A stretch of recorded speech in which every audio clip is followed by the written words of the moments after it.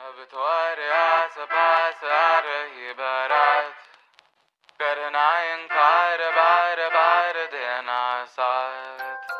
ओए जो गए दिल मेरा, पर तुम सुन ना पाए हमारी बात। ओए चुरा के दिल तेरा, हम दूर भागे तेरे बिना, गाए हमसे नाराज रहना सजा।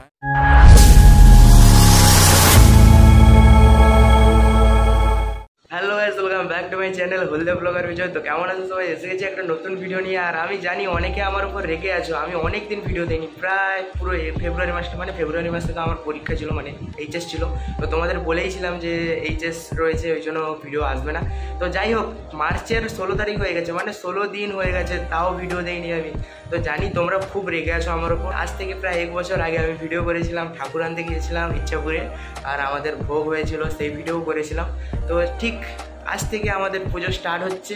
আর কালকে আমরা বিকালে গিয়েছিলাম ঠাকুর আনতে। আর আজকের মেন যে অনুষ্ঠানটা রয়েছে আমাদের 10টা থেকে স্টার্ট হতে চলেছে ব্লাড ডোনেশন ক্যাম্প।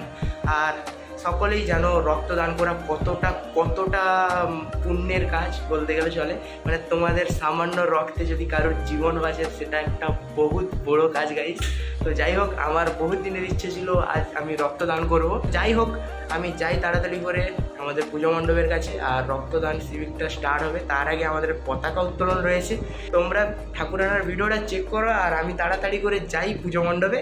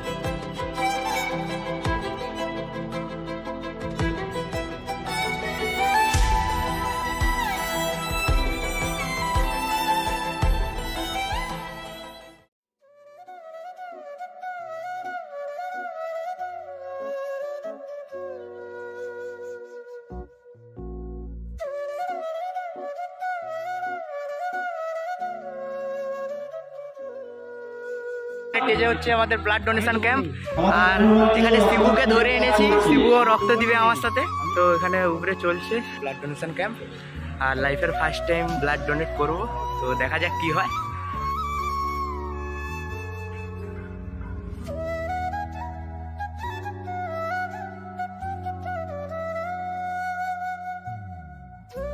দেখতে পাচ্ছ এখানে চলে এসেছি, আর আমার পাশে রয়েছে বচনদা।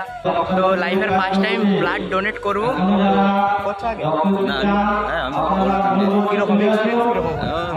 কোনো অসুবিধা নেই, আমি 1.5 বছর আগে দিয়েছিলাম, কোনো ভয়ের কিছু নেই। ভয়টা নেই, মানে লাইফের ফার্স্ট টাইম তো সুচ দেখলে আমার ভয় লাগে, সেটাই বড় কথা। এক্সপিরিয়েন্সটা কেমন তোমার একটু বলো। হ্যাভি কত বড় সুচ দিয়েছে।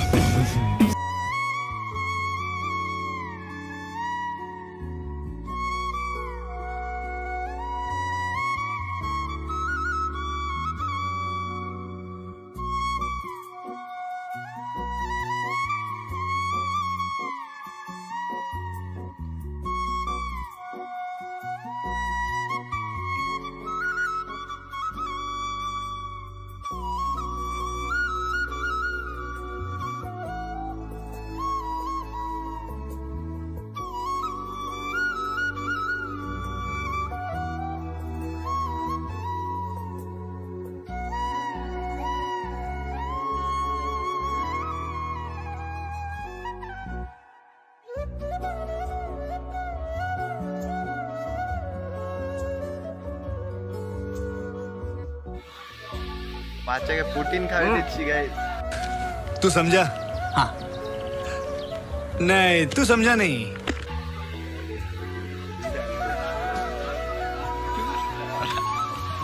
গাইস আমাদের ব্লাড দেওয়া হয়ে গেছে, বালতি টালতি নিয়ে বাড়ি যাচ্ছি ভাই।